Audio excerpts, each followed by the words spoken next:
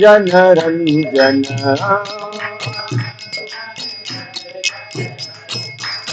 यमुना तीर वनचारी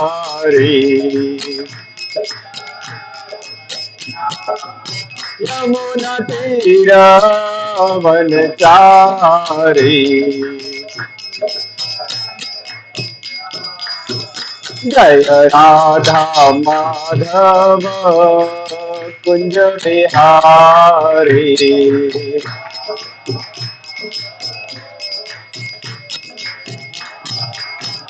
हरे कृष्णा कृष्णा कृष्णा हरे हरे हरे राम राम राम हरे हरे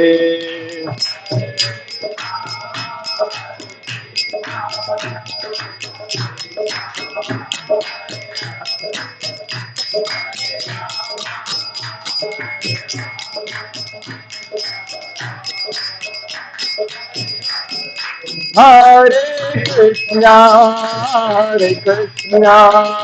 कृष्णा कृष्णा हरे हरे हरे राम राम राम हरे हरे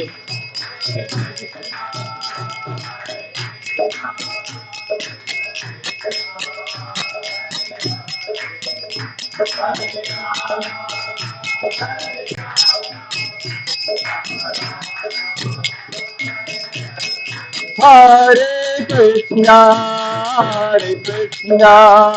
कृष्णा कृष्णा हरे हरे हरे राम राम राम हरे हरे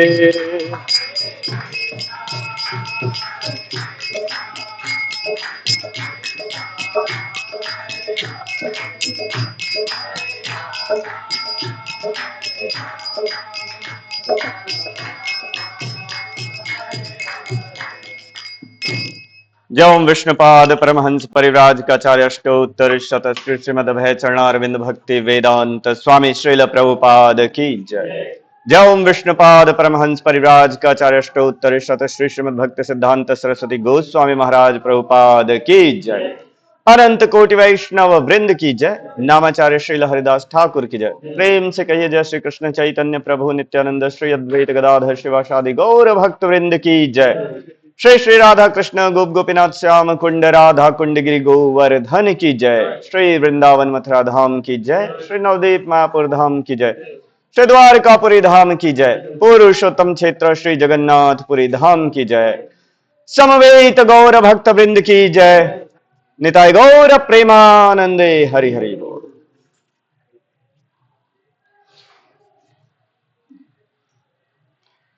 ओम अज्ञानतिमिरान्धस्य ज्ञानाञ्जनशलाकया चक्षुरुन्मीलितं येन तस्मै श्रीगुरुवे नमः। श्रीचैतन्यमनोभीष्टं स्थापितं येन भूतले स्वयं रूपः कदा मह्यं ददाति स्वपदान्तिकं वन्देऽहं श्रीगुरुं श्रीयुतपदकमलं श्रीगुरुं वैष्णवांश्च श्रीरूपं साग्रजातं सहगण रघुनाथामृतं तं सजीवं साद्वैतं सावधूतं परिजनसहितं श्रीकृष्णचैतन्यदेवं श्रीराधाकृष्णपादान् सहगण गीता श्रीविशाखान्वितांश्च नमः ओम विष्णुपादाय कृष्णपृष्ठाय भूतले श्रीमते नामिने नमः ओम विष्णुपादाय कृष्णपृष्ठाय भूतले श्रीमते भक्तिवेदांत स्वामिनेति नामिने नमस्ते सारस्वती देवे गौरवाणी प्रचारणे निर्विशेष शून्यवादी पाश्चात्य देश तारणे जय श्री कृष्ण चैतन्य प्रभु नित्यानंद श्री अद्वैत गदाधर शिवासादि गौर भक्तवृंद हरे कृष्ण कृष्ण कृष्ण हरे हरे हरे राम राम राम हरे हरे। हरे कृष्ण। तो आज हम देखेंगे भगवान के श्री विग्रह और सामान्य मूर्ति पूजा, इसमें क्या अंतर है, हम इसको शास्त्रों से समझने का प्रयास करेंगे। अभी आप सभी लोग यहां पर आए हैं, आरती में भाग लिया आप सभी ने, श्री गौर राधा वल्लभ जी के दर्शन किए, तो आप लोगों को कैसा लगा? ऐसा लगा कि ये मात्र एक पत्थर की मूर्ति है या कुछ और अलग अनुभूति हुई? तो ऐसा क्यों हो रहा है या क्यों हुआ, उसके पीछे का कुछ कारण आपको समझ में आता है? हम्म। जी। तो हम अभी इसके पीछे का जो विज्ञान है उसको शास्त्रों के माध्यम से समझने का प्रयास करेंगे। हम देखते हैं सामान्यतः लोग भगवान की विग्रह सेवा को मूर्ति पूजा से कंफ्यूज हो जाते हैं, जबकि इन दोनों के बीच में बहुत बड़ा अंतर है। जैसे यहां पर मैंने स्लाइड में थोड़ी सी कुछ चीजें बताने का प्रयास किया है। मूर्ति पूजा जो है वो सामान्यतः, जैसे पहला पॉइंट आप देख रहे हैं, मानवीय कल्पना पर आधारित, उसके पीछे कोई शास्त्रिक या वैज्ञानिक आधार नहीं है। हमारी मनगढ़ंत धारणा है जिसके आधार पर हमने कुछ भी कहीं पर रख दिया और उसके बाद एक लौकिक रीति रिवाज के अंतर्गत उसका पालन करने लगे, उसकी पूजा करना प्रारंभ कर दिया। तो इस प्रकार से हम बहुत सारे ऐसे देखते हैं। आजकल तो लोग इतने एडवांस हो गए हैं कि जिसको मनाया उसी को भगवान बना लिया और उसकी मूर्ति स्थापित करके उसकी पूजा करनी प्रारंभ कर दी। जगह जगह पे अलग अलग पॉलिटिशियंस के मंदिर हैं। और कोविड का टाइम था तो ऐसा भी आ रहा था न्यूज में कि कोरोना देवी का भी मंदिर स्थापित हो गया। फिर उसके बाद कुछ समय पहले कहीं पर मैंने देखा था कि एक उत्तर प्रदेश में कहीं पर कुतिया का एक मंदिर है, कुतिया महारानी ऐसा करके। तो कैसे कैसे लोग अपनी मनगढ़ंत धारणाओं के आधार पे भगवान बना देते हैं, किसको किसको भगवान बना देते हैं। क्यों होता है ऐसा? उसके पीछे जो वृत्ति होती है वो हमारी स्वार्थ पूर्ति की होती है। कहीं पर ऐसा हो, एक छोटी सी एक कथा आती है कि एक व्यक्ति के पास एक गधा था। तो वो उस गधे के सहयोग से अपना जीवन यापन करता था। अब एक बार वो गधा, उसकी मृत्यु हो गई। अब ये बेचारा परेशान हो गया कि अब मेरा भरण पोषण कैसे होगा, ये गधा मेरा सहारा था भरण पोषण का, तो अब क्या होगा। इस उसमें वो थोड़ा दुखी था और उसने क्या किया कि गधे को एक जगह पे गड्ढा खोद करके दफना दिया और उसकी यादगार पे वहां पर कुछ एक लकड़ी या पत्थर जैसा कुछ भी रख दिया ताकि उसको याद रहे कभी आते जाते कि हाँ यही स्थान है। वो कालांतर में वो भूल न जाए कि यहां पर मेरा गधा था। तो उसने कुछ वहां पे संकेत जैसा बना दिया। अब वो वहां पर बैठ करके दुखी मन से रो रहा है। धीरे धीरे कुछ लोग आ जा रहे हैं वहां से। उनने देखा, अरे क्या हुआ, वो रोए जा रहा है बिल्कुल दुखी होकर के। अब इन लोगों ने सोचा कि जरूर यहां पर कुछ ना कुछ विशेष चीज है जिसका प्रभाव है ये। वहां पर लोगों ने कुछ लक्ष्मी अर्पण करना शुरू कर दी। उसने देखा, अरे ये तो अच्छा तरीका है। धीरे धीरे उसने उसको और विस्तार करना शुरू कर दिया, वहां पर एक मंदिर जैसा बना दिया। धीरे धीरे कालांतर में जब उसका बेटा बड़ा हुआ तो एक दिन उसने पूछा कि ये हम किसकी पूजा करते हैं। तो उसने बोला कि ये सीक्रेट सिर्फ तुम्हारे और मेरे बीच में रहना चाहिए। यहां पर मेरे पास एक गधा था जिसके माध्यम से मैं अपना जीवन यापन करता था, घर परिवार का पालन पोषण करता था, लेकिन वो नहीं रहा। तो उसको मैंने यहां पर दफना दिया था और उसकी याद में मैंने थोड़ा कुछ सिंबल जैसा बना दिया था यहां पर। लेकिन लोगों को लगा कि यहां पर कुछ विशेष चीज है और धीरे धीरे सब, तो इस तरह से कैसे धीरे धीरे लौकिक चीजें चलना शुरू हो जाती हैं। कोई उसका शास्त्र आधार नहीं है और हम धीरे धीरे अपने स्वार्थ सिद्धि, क्योंकि उन्हें लगा कि जरूर कुछ ना कुछ यहां से मनोकामना पूरी हो सकती है, कुछ लाभ हो सकता है। उन्होंने धीरे धीरे वहां पर अपनी श्रद्धा दिखाना शुरू कर दी, कुछ दान दक्षिणा करना शुरू कर दी। तो इस प्रकार से कैसे भ्रमित होकर के लोग अलग अलग प्रकार के भगवान गढ़ लेते हैं। कोई क्रिकेटर को भगवान बना लेता है, कोई कोरोना को भगवान बना लेता है, देवी बना लेता है, कुछ भी कर लेते हैं ऐसा।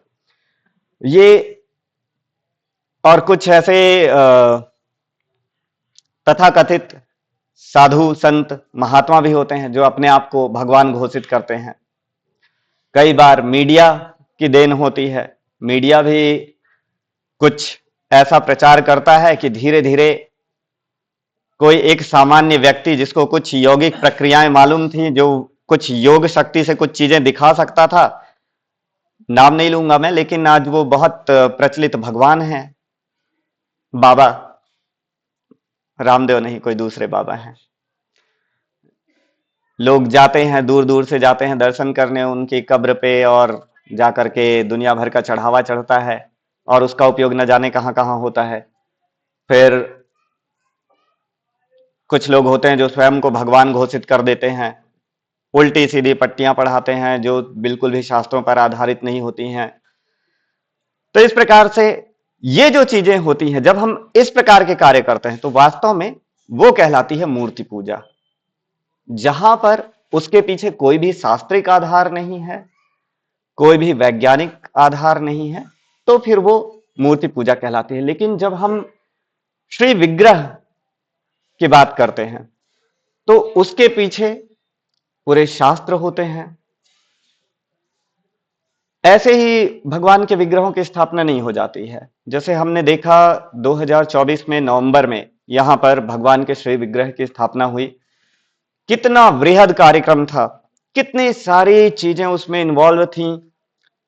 सबसे पहले तो हमें आवश्यकता होती है कि गुरु उसको अनुमोदित करें कि हां आप ये कर सकते हो, और उसके बाद शास्त्र पे आधारित जो विधियां होती हैं, विभिन्न प्रकार की विधियां होती हैं जिसके अनुसार भगवान के श्री विग्रह की स्थापना होती है, जिसको सामान्य तौर पे प्राण प्रतिष्ठा का कार्यक्रम कहते हैं। तो उसमें अलग अलग प्रकार के स्टेप्स होते हैं और उसके बाद भगवान का आवाहन किया जाता है कि भगवान आप आइए, यहां पर उपस्थित होइए और इस माध्यम से हमारी सेवाएं ग्रहण करिए। सामान्य तौर पे जो लोग जिनकी श्रद्धा नहीं होती वो सोचते हैं सिर्फ ये एक पत्थर है, लेकिन जो लोग भगवान की सेवा शुश्रूषा कर रहे हैं वो समझ पाते हैं कि कैसे भगवान उनसे आदान प्रदान करते हैं।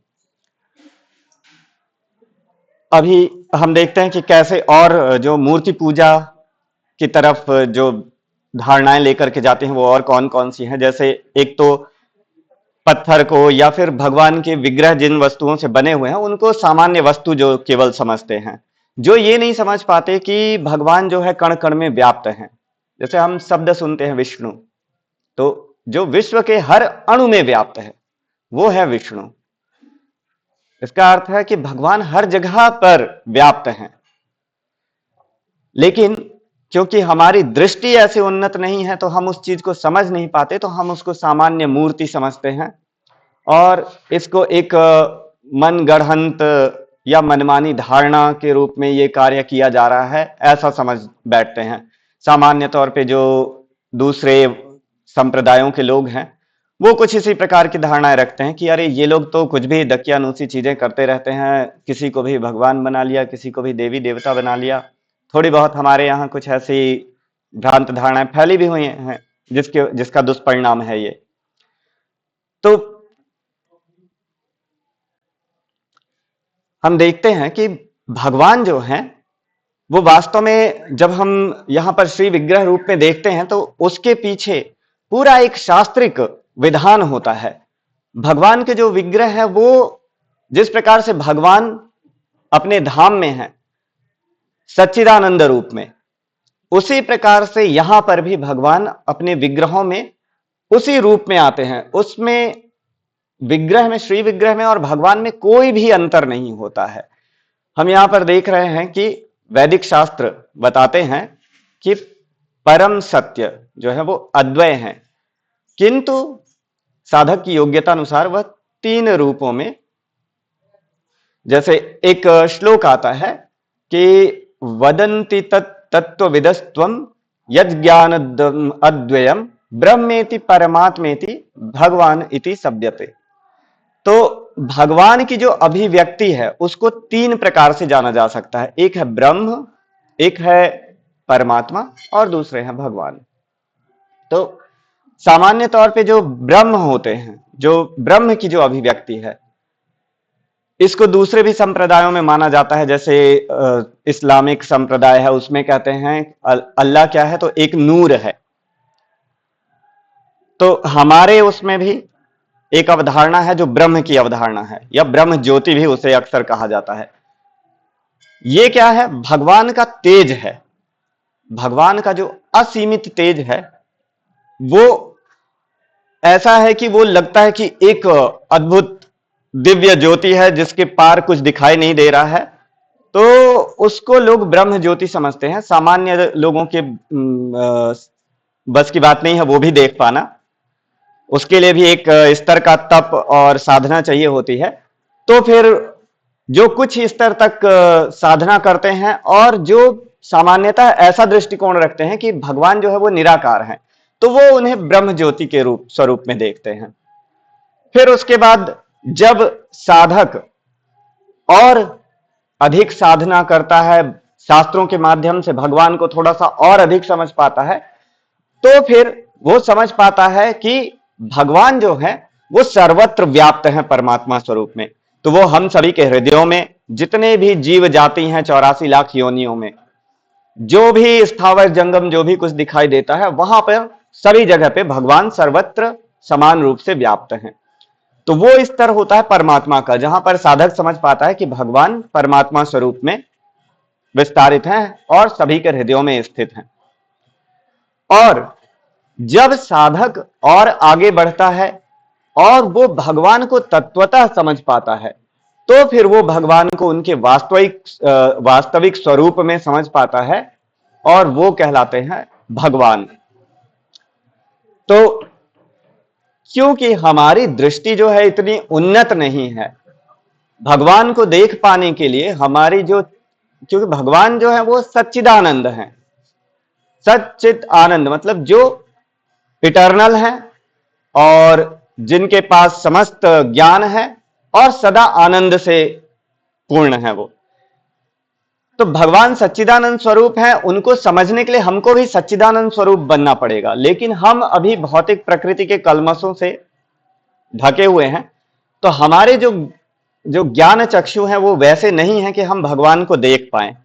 तो इस कारण से भगवान कृपा करके अर्च विग्रह स्वरूप में हम सभी के सामने आते हैं और हमारी सेवाएं स्वीकार करते हैं।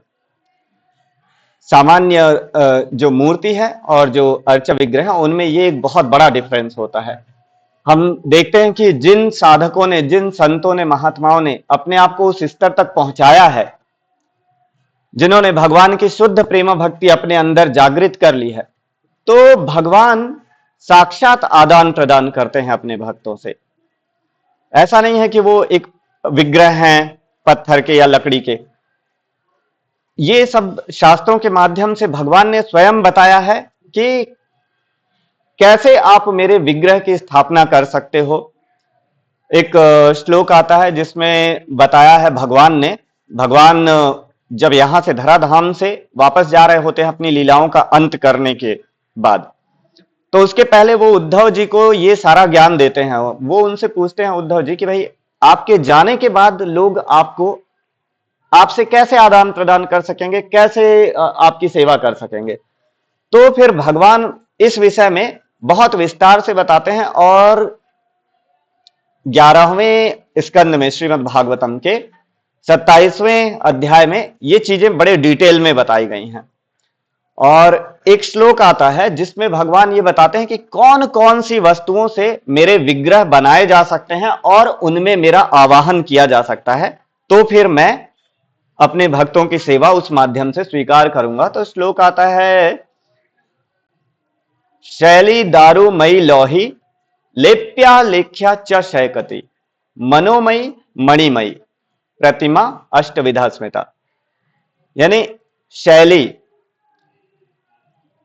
पाषाण पत्थर, दारूमयी जैसे हम यहां पर देख रहे हैं राधा वल्लभ जी विराजमान हैं, तो ये जो विग्रह बने हुए हैं ये पत्थर से बने हुए हैं।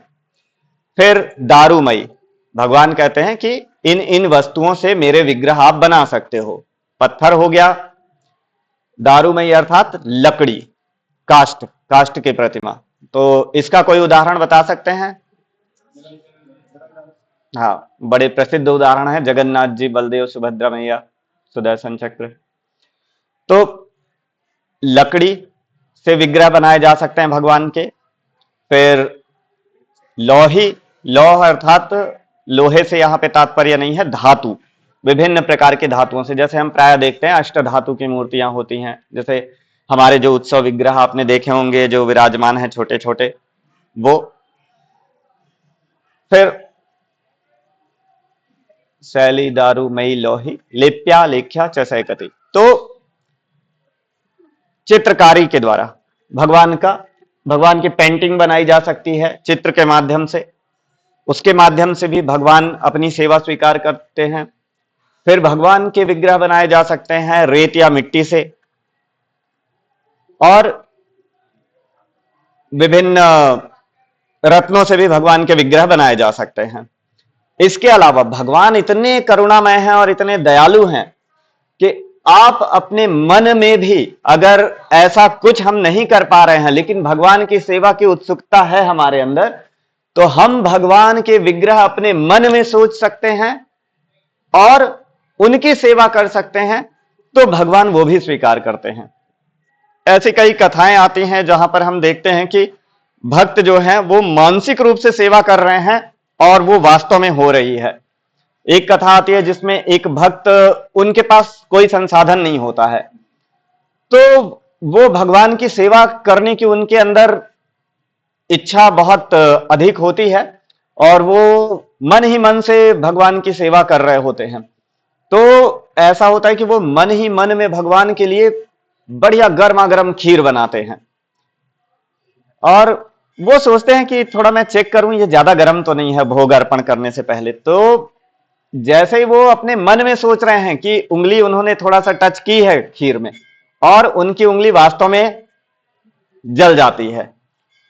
तो इससे सिद्ध होता है कि भगवान ये सारी चीजों को स्वीकार करते हैं, क्योंकि भगवान जब वहां पे स्वीकार कर रहे हैं उनकी वो गरम गरम खीर, इसलिए उनकी जो वास्तविक उंगली है वो तो मन में कर रहे हैं लेकिन वो भी जल रही है।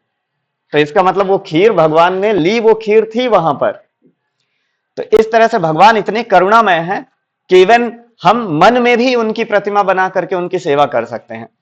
तो भगवान जो है वो करुणावश, क्योंकि हम अभी इस योग्य नहीं है कि हम वैकुंठ धाम पहुंच जाएं और सीधे उनकी डायरेक्ट सेवा करें, लेकिन ये एक ट्रेनिंग ग्राउंड है। यहां पर हमको इस प्रकार से प्रशिक्षण मिलता है जब हम भगवान की सेवा करते हैं अर्चा विग्रह की।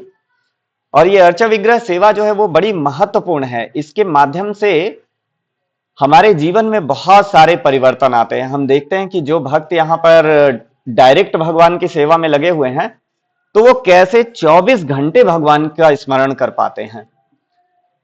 भगवान का सुबह से भगवान को उठाना है, फिर आज वो भक्त जो कल जिन्हें श्रृंगार करना है, आज जब वो सो भी रहे होंगे तो उनको मन में ये चिंता होगी कि कल मैं भगवान को कौन सी ड्रेस पहनाऊंगा, कैसी पगड़ी बांधूंगा, कौन कौन से फूल होने चाहिए, क्या क्या चीजें उनको भोग में अर्पण करनी चाहिए। तो वो सोने जा रहे हैं लेकिन उनको ये चिंता है कि मैं भगवान के लिए क्या करूंगा। तो इस प्रकार से ये जो विग्रह सेवा है ये हमारे चेतना को 24 घंटे भगवान के चरणों में लगाए रखती है। बहुत सारे भक्त हैं यहां पर, आप देखेंगे लगभग जो भगवान की विग्रह सेवा हो रही है उसमें कम से कम 20 से 25 भक्त लगातार लगे रहते हैं।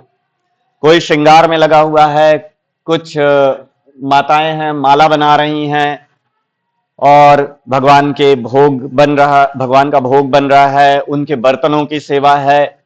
तो इस प्रकार से ये विभिन्न प्रकार की सेवाओं में लग करके धीरे धीरे धीरे धीरे हमारी प्योरिटी बढ़ती जाती है।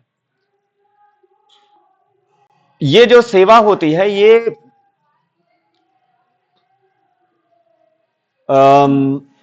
विभिन्न शास्त्रों में जैसे बताया गया है उसके अनुसार होती है, पर मुख्यतः यहाँ पर जो सेवा होती है वो नारद नारद पांचरात्र नामक एक शास्त्र है, जहां से ये विधियां सारी ली गई हैं। तो अलग अलग विधियां होती हैं भगवान की सेवा की, लेकिन नारद पंचरात्र विधि जो है उसमें मुख्यतः भगवान के विग्रह सेवा के विषय में बहुत अच्छे से जानकारी दी गई है। सारी विधियां, अलग अलग प्रकार के भगवान के उपचार होते हैं। जब भगवान सुबह उठते हैं उनको कैसे उठाना है उसके अलग अलग मंत्र होते हैं। फिर कौन कौन सी चीजें लेकर के जानी है भगवान के लिए, पुजारी जो है सुबह उठ जा करके उनको दातौन और अलग अलग प्रकार की वस्तुएं देते हैं। उसके बाद फिर मंगल आरती होती है, उसके बाद उनका श्रृंगार होता है, भगवान को अलग अलग समय पे अलग अलग प्रकार के भोग लगते हैं। तो ये सारी जो विधियां हैं ये शास्त्रों से आ रही हैं, किसी मनगढ़ंत प्रेरणा से कि अचानक ऐसा मेरा मन हुआ कि भाई मैं आज भगवान के साथ ऐसा करूंगा, ये होना चाहिए, ऐसा नहीं है। ये सब शास्त्रों पर आधारित हैं। तो आप लोगों को ध्यान होगा कि पिछले सत्र में भी हमने जो चर्चा की थी कि जो भी भगवान से संबंधित जो भी ज्ञान है वो हमको कहां से प्राप्त करना चाहिए? गुरु, साधु और शास्त्र से। तो यहां पर जो भी कुछ कार्यक्रम होता है भगवान के विग्रह सेवा से रिलेटेड, वो होना चाहिए शास्त्रों पर आधारित, गुरु के द्वारा अनुमोदित, साधु के द्वारा अनुमोदित। तो जब इस प्रकार से भगवान की सेवा होती है तो भगवान वहां पर स्वयं उपस्थित होते हैं और उस सेवा को वो स्वीकार करते हैं। हम देखेंगे कि कई सारे ऐसे इंसिडेंट आते हैं जहां पर सामान्य तौर पे जो लोग श्रद्धा नहीं रखते उनको लग सकता है कि एक पत्थर की मूर्ति है या एक मेटल की प्रतिमा है। प्रभुपाद एक बार लॉस एंजलिस में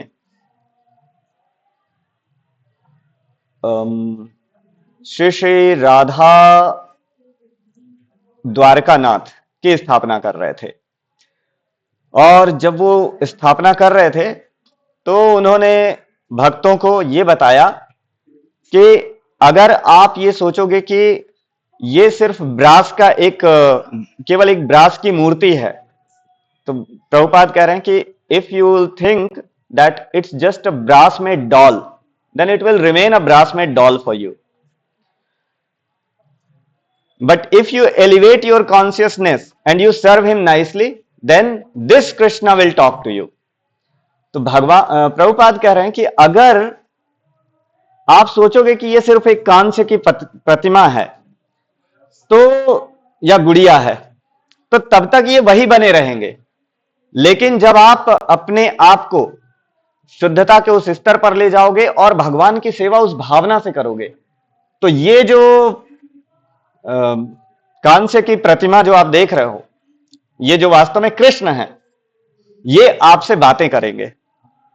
और हम ऐसे बहुत सारे उदाहरण देखते भी हैं जहां पे भगवान भक्तों से आदान प्रदान कर रहे हैं। जगन्नाथ जी की तो न जाने कितनी लीलाएं हैं, कभी वो कटहल चुराने चले जाते हैं, कभी खिचड़ी खाने चले जाते हैं।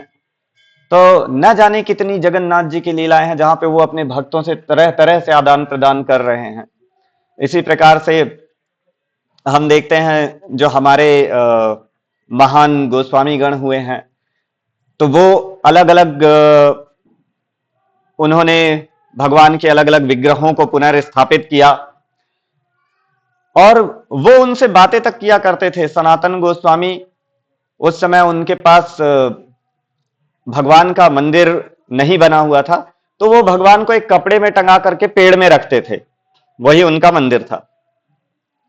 और सामान्यतः सनातन गोस्वामी जी भजन में लीन रहते थे और जो सेवा महाप्रभु ने उनको दी थी, ग्रंथों की रचना करना, इन सभी चीजों में लीन रहते थे।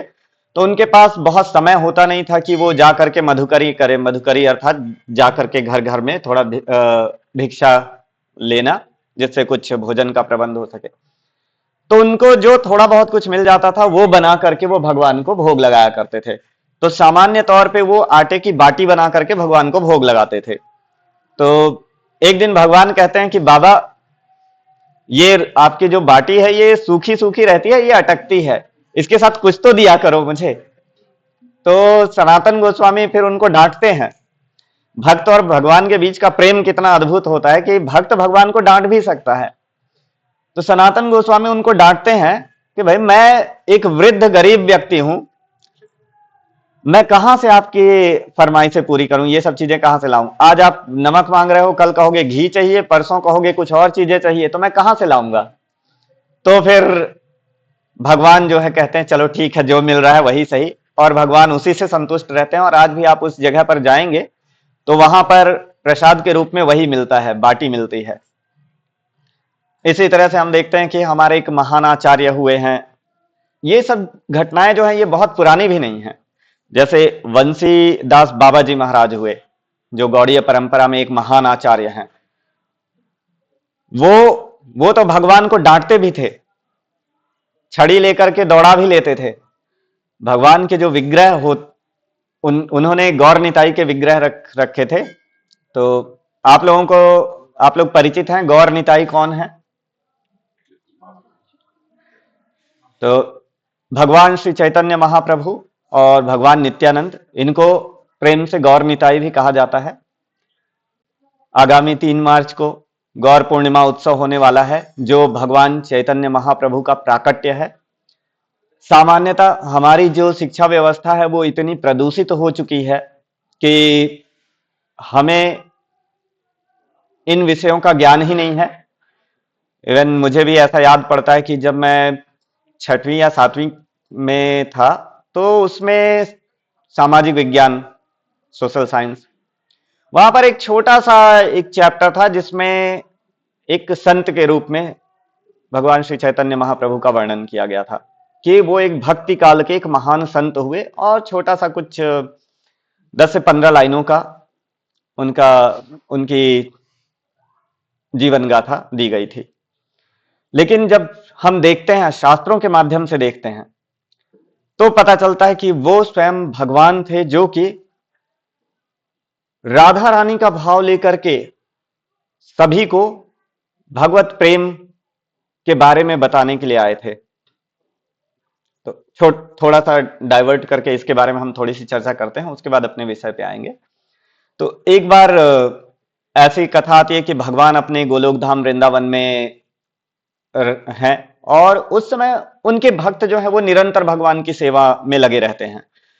शास्त्र कहते हैं जीवेर स्वरूप होए कृष्णेर नित्यदास, यानी जो जीव है उसका स्वरूप है भगवान का निरंतर सेवक होना। तो जब भगवान के भक्त उनकी सेवा में लगे रहते हैं, भगवान को आनंद आता है, लेकिन भगवान देखते हैं कि मुझसे कहीं ज्यादा आनंदित तो मेरे भक्त हैं। तो भगवान थोड़ा सा परेशान होते हैं कि अरे, आनंद तो मुझे आना चाहिए, सेवा मेरी हो रही है, लेकिन मुझसे ज्यादा आनंदित ये लोग हैं, ऐसा कैसे? तो फिर भगवान इस चीज का निराकरण करने के लिए भगवान सोचते हैं कि भाई इसका पता लगाना है। भगवान तो सर्वज्ञ हैं, लेकिन फिर भी वो उनकी लीला है कि भगवान सोचते हैं कि अगर इसका पता लगाना है तो मुझे भी भक्त के रूप में ही जाना पड़ेगा। और फिर भगवान श्रीमती राधा रानी का भाव लेकर के, राधा रानी की कांति लेकर के, भगवान श्री चैतन्य महाप्रभु के रूप में, वो स्वयं कृष्ण है लेकिन यहां पर आते हैं। शास्त्र बताते हैं कृष्ण वर्णम त्विषा कृष्णम सांगो पांगस्त्र पार्षदम यज्ञ संकीर्तन प्राय यजंते ही सुमेधसा, यानी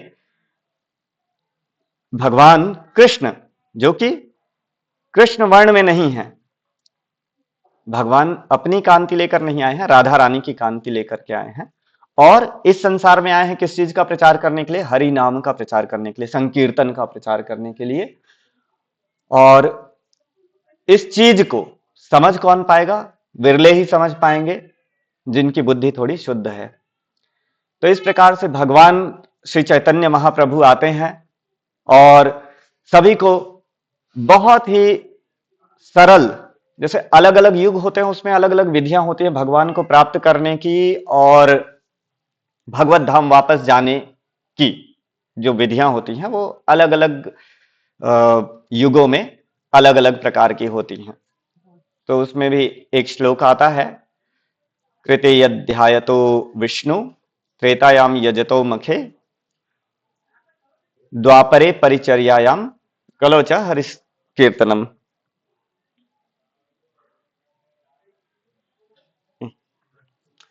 तो कृते यानी सतयुग में, सतयुग में भगवान को प्राप्त करने की जो विधि थी वो क्या थी? तपस्या। क्योंकि उस समय लोगों की आयु बहुत लंबी होती थी, तो वो लंबे समय तक भगवान का ध्यान कर सकते थे। उसके बाद त्रेता युग में यज्ञ की विधि दी गई शास्त्रों के द्वारा। तो त्रेता युग में विभिन्न प्रकार के यज्ञ अनुमोदित किए गए, जिनको संपादित करके लोग भगवान को प्रसन्न कर सकते थे। फिर द्वापर युग आया। तो द्वापर युग में विशेषतः इस अर्च विग्रह, जिस पे आज हम चर्चा कर रहे हैं, इसकी संस्तुति की गई कि भगवान के अर्चा विग्रहों की सेवा करके हम भगवान की प्राप्ति कर सकते हैं। और जो कलयुग है, वहां पर भगवान स्वयं आए हरि नाम देने के लिए। संकीर्तन के माध्यम से हम भगवान को प्राप्त कर सकते हैं। तो इस प्रकार भगवान चैतन्य महाप्रभु का यहां पर प्राकट्य हुआ। और भगवान जब भी आते हैं तो वो अकेले कभी नहीं आते, वो हमेशा, जैसे पिछले सत्र में भी हमने बात की थी कि भगवान सदा अपने पार्षदों और अपने धाम के साथ आते हैं। तो भगवान यहां पर आते हैं अपने विभिन्न पार्षदों के साथ, और जिसमें भगवान बलराम स्वयं नित्यानंद प्रभु के रूप में आते हैं। तो चैतन्य महाप्रभु और नित्यानंद प्रभु, इनको संयुक्त रूप से प्रेम से भक्तगण गौर निताई कहते हैं। तो बंसीदास बाबा जी के पास गौर निताई के विग्रह थे, और वो उनको बिल्कुल अपने बच्चों की तरह डांटते थे, प्यार करते थे, सब कुछ करते थे। कई बार तो छड़ी लेकर के दौड़ा भी लेते थे और भगवान को भागना पड़ता था। एक बार तो ऐसा भी हुआ कि किसी ने उन्हें कुछ कीमती कटोरे ला करके दिए थे, शायद सोने या चांदी के, भगवान को भोग लगाने के लिए।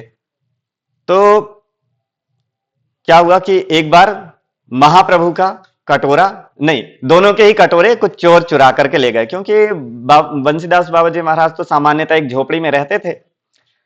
तो कुछ चोर चुरा करके ले गए। अब जब लौट करके ये आए तो इन्होंने डांटा कि भाई तुम अपनी चीजों का ख्याल नहीं रख सकते हो, तो चलो ठीक है, अब तुमको भोजन ही नहीं मिलेगा, क्योंकि कटोरा नहीं है, दूंगा किस में मैं।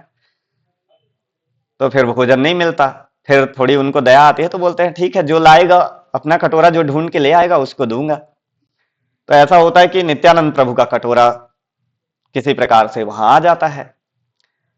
जब किसी और दिन जब बाबा जी लौट कर आते हैं तो देखते हैं नित्यानंद प्रभु का कटोरा है वहां पर, तो फिर उनको भोग मिलता है। लेकिन निमाई को कहते हैं, यानी महाप्रभु को कहते हैं कि तुम भी अपना कटोरा ढूंढ के लाओ, नहीं तो तुमको तब तक नहीं मिलेगा भोजन। तो इस प्रकार से भगवान और भक्तों के बीच में आदान प्रदान होता है। एक महान आचार्य हुए हैं गौरीदास पंडित। तो गौरीदास पंडित जो होते हैं, उनके यहां एक बार भगवान महाप्रभु स्वयं आते हैं। जब वो उनके यहां आते हैं तो कुछ दिनों तक भगवान वहां पर ठहरते हैं, और उसके बाद वहां से वो जाने लगते हैं, क्योंकि उनका कार्य होता है हरि नाम का प्रचार करना। तो जब वो जाने चाहते हैं तो गौरीदास पंडित कहते हैं कि नहीं नहीं, आप मत जाओ यहां से। गौरीदास पंडित कहते हैं कि नहीं, भगवान कहते हैं कि नहीं, मुझे जाना पड़ेगा। तो फिर जब ये मानते नहीं है तो भगवान चैतन्य महाप्रभु अपना एक विग्रह बना करके उनको दे देते हैं कि आप इस विग्रह की सेवा करो। गौरीदास पंडित कहते हैं कि नहीं नहीं, ऐसे नहीं होगा, आपको यहां रुकना पड़ेगा। तो फिर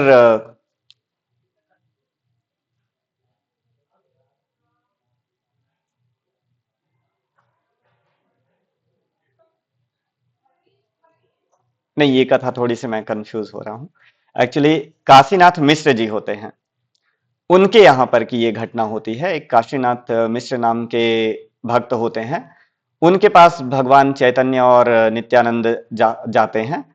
फिर वो उनके यहां से जब जाने लगते हैं तो फिर ऐसा होता है कि वो कहते हैं कि नहीं, आप लोग मत जाओ यहां से। तो भगवान उन्हें अपना विग्रह देते हैं, कहते हैं कि ये हम ही हैं, और आप चाहो तो इनकी सेवा अर्चना करो और हमको जाने दो। कहते हैं नहीं, अगर ये भी वही हैं तो फिर ठीक है, ये जाएं प्रचार करने के लिए, आप लोग यहां रुको।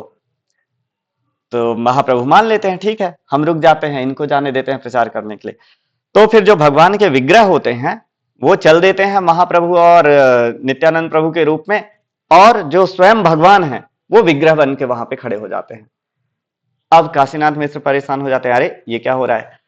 वो कहते हैं नहीं नहीं नहीं, जो चल रहे हैं वो मेरे साथ रहेंगे, जो विग्रह हैं वो जाएं। तो फिर जो वास्तविक भगवान जो विग्रह बन गए थे वो फिर से चलना शुरू कर देते हैं, और विग्रह तो फिर वो समहाउ समझ जाते हैं कि इनमें और उनमें कोई अंतर नहीं है। तो इस प्रकार से फिर वो भगवान के विग्रहों को रखते हैं और उनकी सेवा अर्चना करते हैं। इसी प्रकार से गौरीदास पंडित जी की जो कथा थी वो थोड़ी सी अलग थी। उसमें ऐसा होता है कि भगवान महाप्रभु जब उनको अपना विग्रह देते हैं तो उनको थोड़ा सा संशय होता है कि क्या वास्तव में भगवान महाप्रभु बताते हैं कि ये मैं स्वयं हूं। तो उनको संशय होता है कि क्या सच में आप जो कह रहे हैं वैसा है। तो भगवान चैतन्य महाप्रभु कहते हैं कि ठीक है, आप एक काम करो, आप इनके लिए भी भोग बनाओ। गौरीदास पंडित जी उनके लिए भी भोग बनाते हैं, और उसके बाद 2 थालियां लगाई जाती हैं, एक महाप्रभु के लिए और एक उनके विग्रह के लिए, और वो दोनों साथ में भोजन करना प्रारंभ कर देते हैं। तो फिर गौरीदास पंडित जी देख करके चकित रह जाते हैं, और उनको ये संतुष्टि मिलती है कि वास्तव में तो वो उस उच्च स्तर के भक्त हैं कि वो तो जानते ही हैं कि भगवान और भगवान के विग्रह अलग नहीं है, लेकिन भगवान ने ये सारी लीलाएं की है दूसरे लोगों को दिखाने के लिए, अपने भक्तों के माध्यम से। तो ऐसे हम देखते हैं कि बहुत सारी ऐसी लीलाएं हैं जिसके माध्यम से हमको पता चलता है कि भगवान विग्रह, श्री विग्रह रूप में वास्तव में आकर के सेवा अर्चना जो है वो स्वीकार करते हैं, और ये कोई मनगढ़ंत काल्पनिक केवल एक मूर्ति नहीं है, बल्कि स्वयं वो साक्षात भगवान है। तो जैसे जैसे हमारी भी चेतना की शुद्धि होगी और जैसे हम उस दृष्टि को प्राप्त कर पाएंगे तो हम भी भगवान के उस स्वरूप को देख पाएंगे। तो इस प्रकार से आज हमने इस विषय पर थोड़ा सा प्रकाश डालने का प्रयास किया। यहीं पर विराम देंगे। किसी का कोई प्रश्न हो या कोई जिज्ञासा, कुछ डिस्कशन।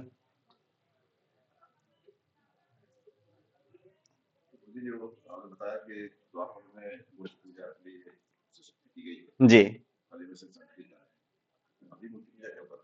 हाँ, तो प्रश्न है कि जैसे श्लोक के माध्यम से बताया गया कि मूर्ति पूजा तो वास्तव में द्वापर का युग धर्म था, लेकिन अभी तो कलयुग आ गया है, अभी हरिनाम संकीर्तन है, तो अभी भी ऐसा क्यों है। तो अभी हम सभी भाग्यशाली हैं कि अभी जो समय चल रहा है वहां पर मूर्ति पूजा का भी या विग्रह सेवा का भी महत्व उतना ही है जितना हरि नाम का है। और विग्रह सेवा जो है वो हरि नाम को हमारे और उत्तम बनाने के कार्य में सहायक होती है। जैसे हमने अभी चर्चा करी थी कि जब व्यक्ति भगवान के श्री विग्रह सेवा में नियोजित होता है तो कैसे उसका मन, उसकी सारी इंद्रियां प्रति समय भगवान की सेवाओं में लगी रहती है, भगवान के चिंतन मनन में लगी रहती हैं।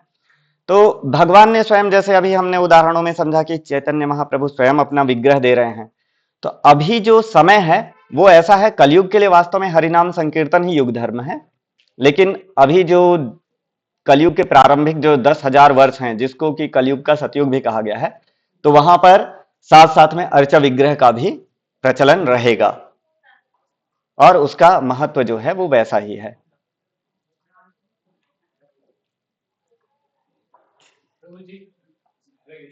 जैसे कि श्री गौतम प्रभु जी है, मतलब बुद्ध जी है, उन्होंने बताया कि मूर्ति पूजा नहीं करनी चाहिए, और चैतन्य महाप्रभु जी मूर्ति पूजा भी करते हैं, तो दोनों में क्या सिमिलैरिटी और क्या अंतर है। तो प्रश्न है कि भगवान बुद्ध, उन्होंने मूर्ति पूजा के लिए मना किया है, और भगवान चैतन्य महाप्रभु वो मूर्ति पूजा की संस्तुति कर रहे हैं, तो दोनों में क्या अंतर है और क्या समानताएं हैं। अलग अलग समय पे भगवान अलग अलग उद्देश्य की पूर्ति के लिए आते हैं। भगवान बुद्ध जब आए थे तो वो समय ऐसा था, भगवान जो है वो समय, काल और परिस्थिति के अनुसार या तो वो स्वयं आते हैं और उस समय और काल परिस्थिति के अनुसार शिक्षाएं देते हैं समाज को, और या फिर वो अपने किन्हीं विश्वस्त सहयोगियों को भेजते हैं जो आचार्यों के रूप में आते हैं, उनके माध्यम से अपने विषय में उस समय और काल परिस्थिति के अनुसार ज्ञान प्रचारित करने का कार्य करते हैं। तो भगवान बुद्ध जब स्वयं आए थे, उस समय कुछ परिस्थितियां ऐसी थीं कि लोग शास्त्रों को आधार बना करके, जैसे पिछले सेशन में हमने चर्चा की थी कि कई बार मांसाहार ऐसा बताया जाता है कि शास्त्रों में अनुमोदित है ना? लेकिन हमने समझा था उसको कि कैसे वो अनुमोदित है और क्यों वो दिया गया है। वो एक रेगुलेशन के तहत दिया गया है, ना कि वो बढ़ावा देने के लिए। तो शास्त्रों में मांसाहार कुछ जगहों पर अनुमोदित किया गया है, कुछ विशेष परिस्थितियों में, और उसकी कुछ विशेष विधियां हैं। और वो विधियां इसलिए दी गई हैं कि उनको पालन करते करते एक दिन व्यक्ति इस चीज को समझेगा कि ये मैं अच्छा कार्य नहीं कर रहा हूं, ये वास्तव में करणीय नहीं है, और वो उसको बंद करेगा। लेकिन क्योंकि उसकी प्रवृत्ति अभी ऐसी है कि वो एकदम से बंद नहीं करता, तो इसलिए उसको धीरे धीरे उस ओर अग्रसर करने के लिए ठीक है थोड़ी छूट दी गई है। लेकिन जब उसका दुरुपयोग होने लगा, वो समय ऐसा था कि उसका अत्यधिक दुरुपयोग होने लगा, तथा कथित ब्राह्मण वर्ग या फिर जो उच्च वर्ग के लोग हैं, ये शास्त्रों को आधार बना करके जीवों की अत्यधिक हिंसा करने लगे, हत्या करने लगे। तो फिर जब ये इसकी जब पराकाष्ठा हो गई, तो फिर भगवान आए, भगवान बुद्ध के रूप में, और उन्होंने कहा कि आप लोग ये मत करो। लोगों ने कहा कि भाई क्यों ना करें, ये तो शास्त्रों में बताया है। जैसा अभी आज हमने चर्चा की, कोई भी कार्य कैसे करना चाहिए, गुरु साधु और शास्त्र के अनुमोदन में। तो लोगों ने तर्क देना शुरू किया कि भाई ये तो शास्त्र ही बता रहे हैं। तो फिर भगवान बुद्ध ने कहा कि अगर शास्त्र ऐसा बता रहे हैं, वेद ऐसा बता रहे हैं, तो छोड़ दो उनको। और इस प्रकार से फिर उनका एक अनुयायी वर्ग तैयार होना शुरू हुआ धीरे धीरे। और तो भगवान बुद्ध भी वही हैं, वो भगवान के ही अवतार हैं। और भगवान महाप्रभु, वो तो स्वयं ही भगवान हैं, जो कलयुग में हम सभी पर कृपा करने के लिए आए हैं। दोनों में तत्व रूप में कोई अंतर नहीं है, लेकिन शिक्षाओं में अंतर काल और परिस्थिति के अनुसार है। अभी जैसे जैसे कलयुग बढ़ रहा है, तो वैसे वैसे जीवों की आयु, स्वास्थ्य, चेतना, ये सब चीजें जो है वो क्षीण होती जा रही हैं। तो भगवान दयावश उन्होंने कहा कि अब आप लोगों के बस की बात नहीं है, ना तो शास्त्र पढ़ना, ना यज्ञ करना, ना तपस्या करना। तो चलो अभी फिलहाल ये काम करो, और हरि नाम संकीर्तन है, इसके माध्यम से सभी को भगवत धाम ले जाने का मार्ग प्रशस्त किया उन्होंने। तो बहुत सरल विधि दी। अर्चा विग्रह अभी भी प्रामाणिक है, जब तक भगवान की कृपा से आगामी 10 यानी कलयुग के जो प्रारंभिक 10,000 वर्ष हैं, उस समय तक अर्चा विग्रह भी उसी प्रकार से अनुमोदित विधि है। और सबसे महत्वपूर्ण जो है वो है हरे कृष्ण कृष्ण कृष्ण हरे हरे, हरे राम राम राम हरे हरे। तो भगवान के नामों का जप करें। और जी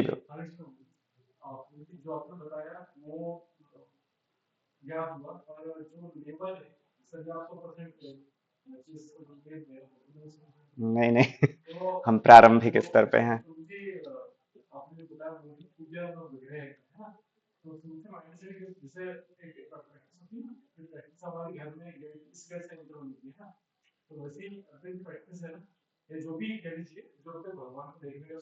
हम्म।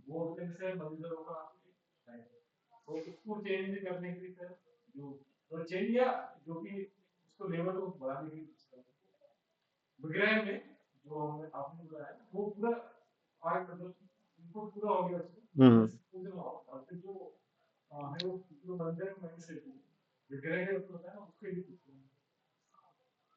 थोड़ा प्रश्न क्लियर नहीं हो पा रहा है।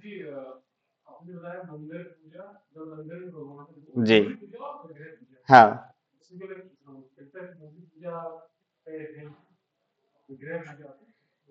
नहीं नहीं नहीं,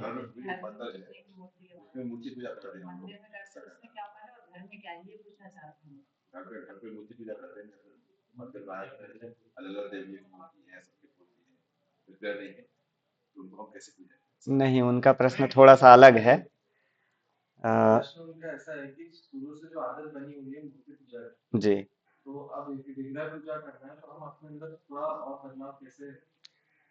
हमको अपनी चेतना बदलनी है। जैसे अभी हम यही समझने का प्रयास कर रहे थे, हम जो वास्तव में मूर्ति पूजा जो है वो हमें कहना ही नहीं चाहिए, है ना। अभी तक हमने यही समझा कि मूर्ति पूजा और भगवान की विग्रह सेवा में क्या अंतर है। तो जब हम उस दृष्टिकोण से देख रहे हैं कि यहाँ पे भगवान साक्षात स्वयं उपस्थित हैं, तो फिर वो मूर्ति पूजा नहीं है, वो तो भगवान की विग्रह सेवा है।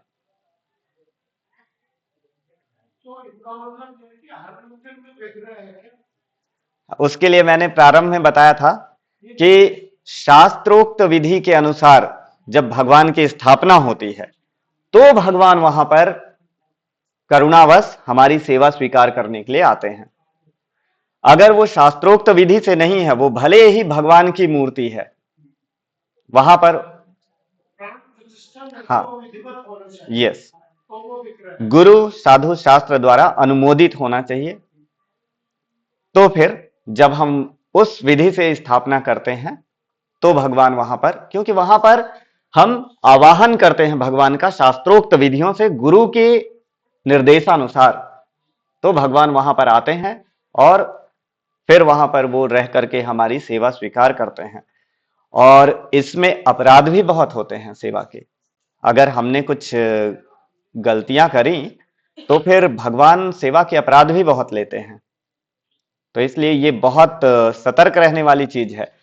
प्रभुपाद एक बार अपने शिष्यों को कहते हैं, शायद लंदन में कोई कार्यक्रम हो रहा होता है और उस समय भगवान प्रभुपाद कहते हैं कि भगवान की स्थापना के विषय में कि you have to be very careful with this because you are directly dealing with Krishna. तो जब हम भगवान की विग्रह सेवा करते हैं तो बहुत सावधानी पूर्वक जिस प्रकार से हमें विधियां बताई गई हैं उस प्रकार से करना चाहिए, अगर अदरवाइज उसके अपराध भी बहुत होते हैं। तो मूर्ति पूजा और विग्रह सेवा में बहुत अंतर है। मूर्ति, कोई भी मूर्ति ला करके आपने कहीं पर भी रख दी, वो मूर्ति पूजा कहलाती है, क्योंकि वास्तव में वहां पे भगवान है नहीं। भगवान वैसे हर जगह पे हैं, वहां पर भी हैं, लेकिन वो सेवा लेने के लिए नहीं है, आदान प्रदान करने के लिए नहीं है।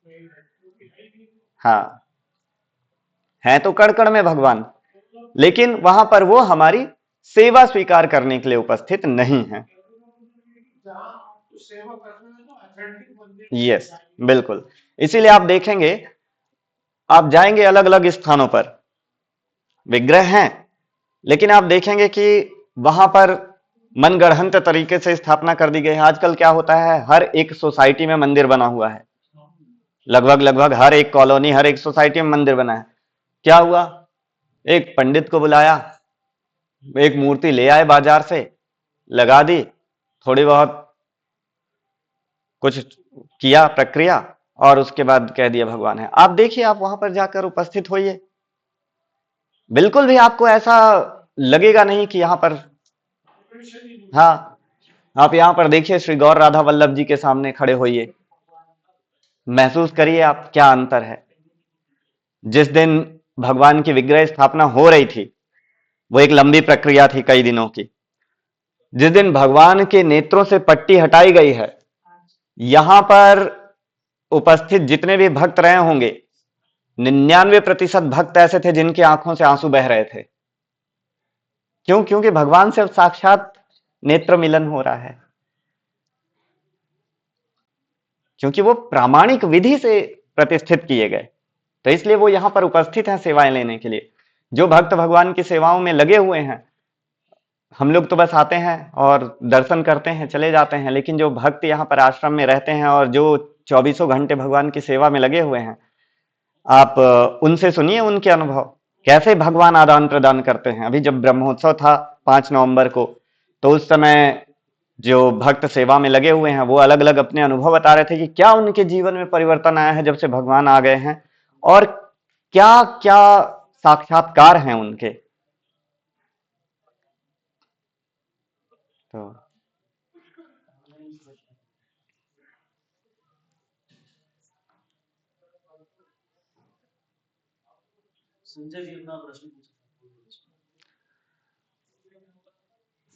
हरे कृष्णा। संजय जी, आप अपना प्रश्न पूछ सकते हैं। जी प्रभु जी। आ रही है।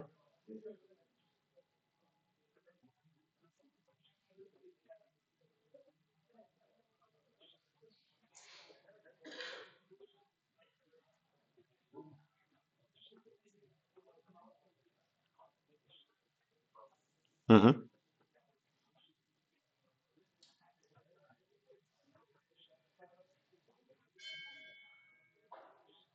जी।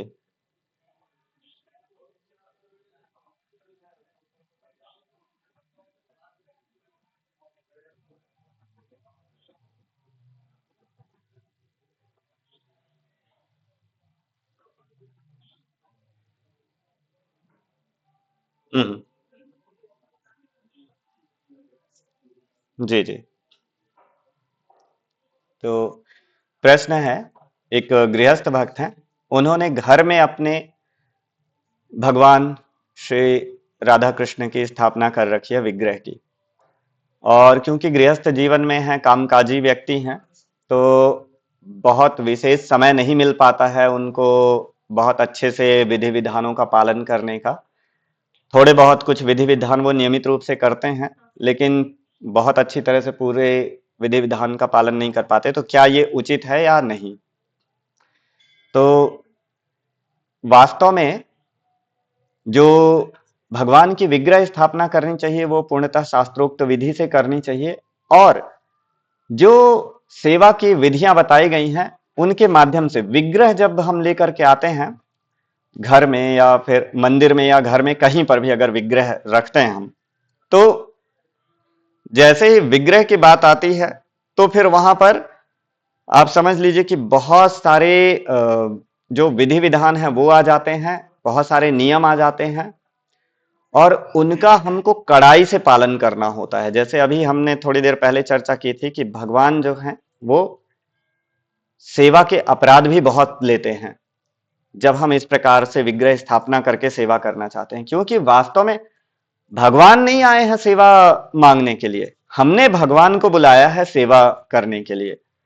तो हम किसी गेस्ट को अपने यहां पर बुला रहे हैं, और उसके बाद उनकी जो भी सेवा है या फिर जो उनका आवभगत होना चाहिए उसमें अगर कोई कमी रखते हैं तो स्वाभाविक है वो कहीं ना कहीं नाराज होंगे। अगर हमने किसी को अपनी तरफ से बुलाया है तो वो ज्यादा नाराज होंगे। अगर वो अपने से कभी आ गए और उसके बाद अचानक आ गए और उसके बाद सेवाओं में कुछ कमी हो रही है तो ठीक है, चलो कोई बात नहीं, मान लेंगे कि चलो भाई अचानक पहुंच गए, सब हमारे जैसे लोग हैं, तैयारी नहीं थी घर में, ठीक है, नहीं मिला, जूस नहीं मिला, खाने को नहीं मिला, कोई बात नहीं, ठीक है। लेकिन जब हमने उनको बुलाया है स्पेशली इनवाइट करके कि आप आइए और हम आपकी सेवा करना चाहते हैं, तो उस समय अगर हमने उनको बुला लिया और जल के लिए भी नहीं पूछ रहे हैं तो फिर स्वाभाविक है एक सामान्य व्यक्ति ही नाराज होगा। तो इसी प्रकार से जब विग्रह की बात आती है, जब हम विग्रह स्थापना करते हैं, तो फिर सेवा के बहुत सारे ऑब्लिगेशंस हो जाते हैं और उनको हमें यथारूप में पालन करना होता है। जैसे आप देखेंगे, इसीलिए सामान्यतः गृहस्थों को विग्रह रखने के लिए मना किया जाता है, और स्पेशली इस्कॉन में मना किया जाता है गृहस्थ भक्तों को विग्रह ना रखने के लिए, क्योंकि हम भगवान की सेवा कम कर पाते हैं, अपराध अधिक लेते हैं। गृहस्थ जीवन में असंभव तो नहीं है, लेकिन बहुत मुश्किल है सब चीजों का पालन कर पाना। मंदिर में है 4:30 बजे मंगल आरती होनी है, यानी 4:30 बजे डॉट मंगल आरती शुरू होनी है। जो भी टाइम टेबल है भोग का, जो भगवान के अलग अलग समय पर भोग लगते हैं, अलग अलग समय पे आरती होती है, आरती का समय बिल्कुल निर्धारित है, भोग का समय निर्धारित है। प्रतिदिन भगवान को भली प्रकार से साफ सुथरे नए वस्त्र पहनाए जाते हैं, ये सब चीजें होती हैं। लेकिन क्या हम घर में ऐसा कर पाते हैं? ऐसा नहीं कर पाते हैं। इसलिए सामान्यतः मना किया जाता है कि घरों में हम विग्रह ना रखें। घरों में चित्रपट रख सकते हैं, क्योंकि वहां पर अपराध, सेवा अपराध कम होते हैं। ठीक है।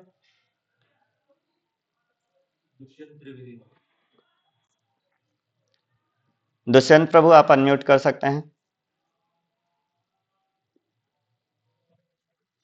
जी प्रभु। आ रही है।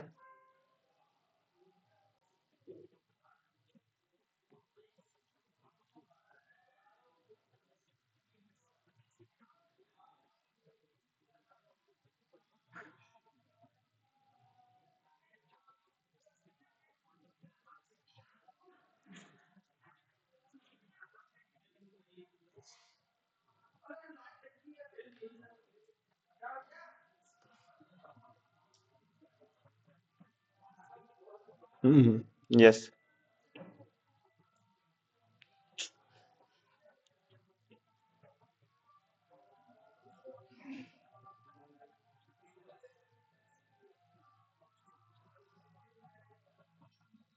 हम्म। नहीं, सही बात है।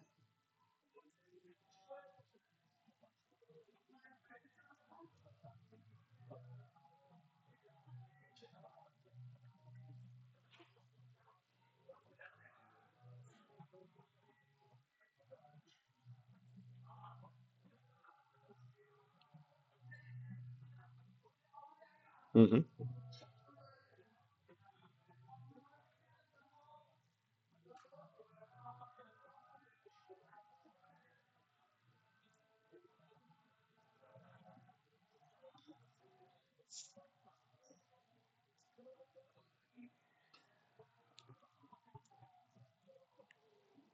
हम्म।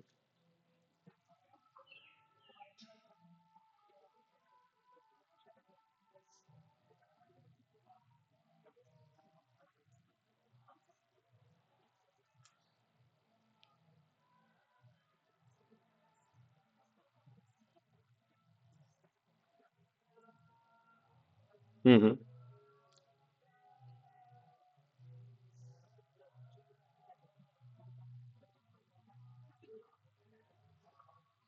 हम्म।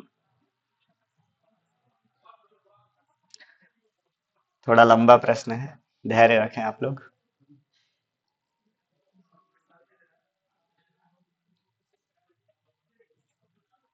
ठीक है। तो पहले। हम्म।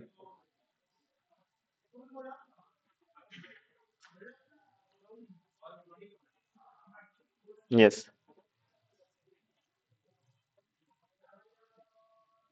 हम्म।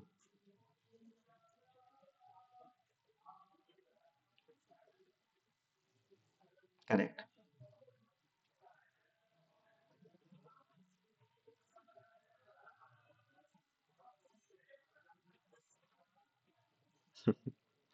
ठीक है।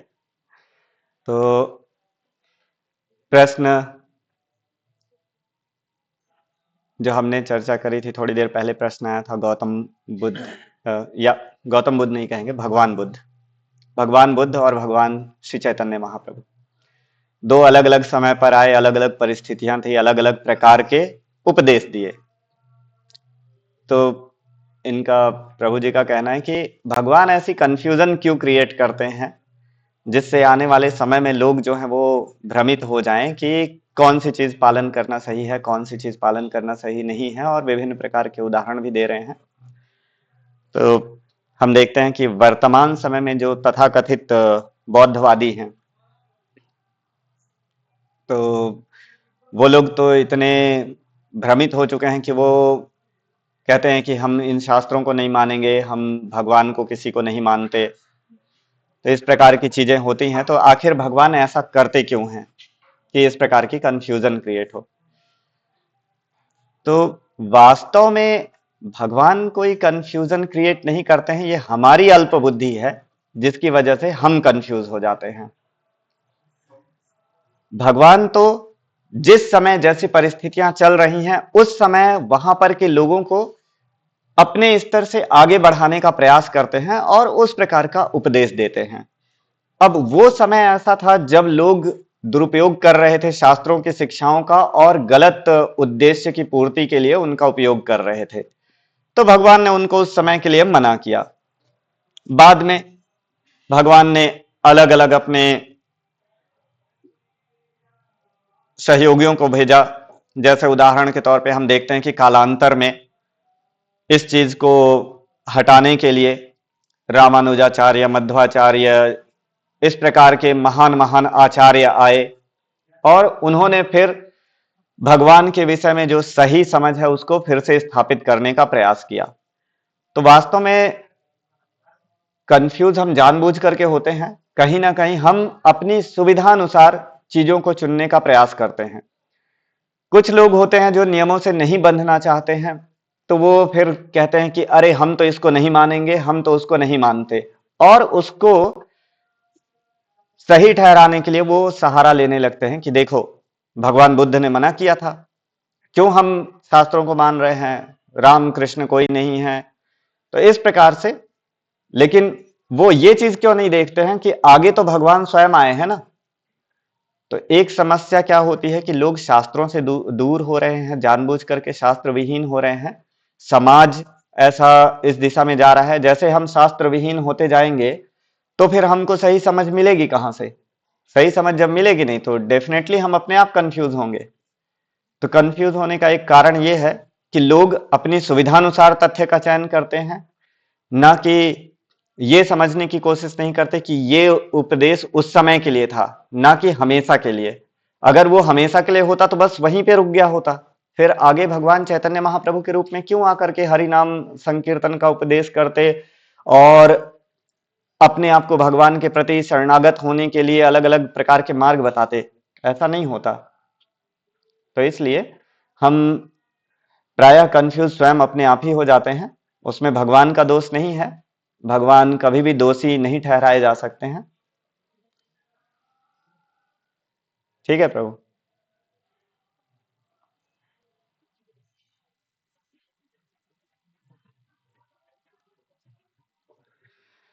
उसके लिए डिटेल चाहिए तो आप तो एक श्रीमद् भागवतम में 11वां स्कंद उठा सकते हैं, और 11वें स्कंद में विशेषकर 27वां जो अध्याय है उसमें आप देख सकते हैं, बहुत डिटेल में इसकी जानकारी दी गई है।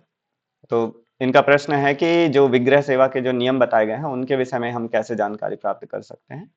तो वो 11वें स्कंद में उसकी काफी जानकारी दी गई है। उसके अलावा इस्कॉन में जो विग्रह सेवा विधि पालन की जाती है, तो वो शास्त्रों से नारद पंचरात्र नामक एक विशेष ग्रंथ है उससे ली गई है।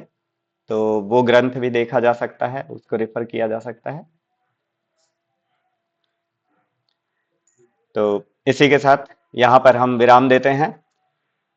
श्रील प्रभुपाद की जय। हरे कृष्ण।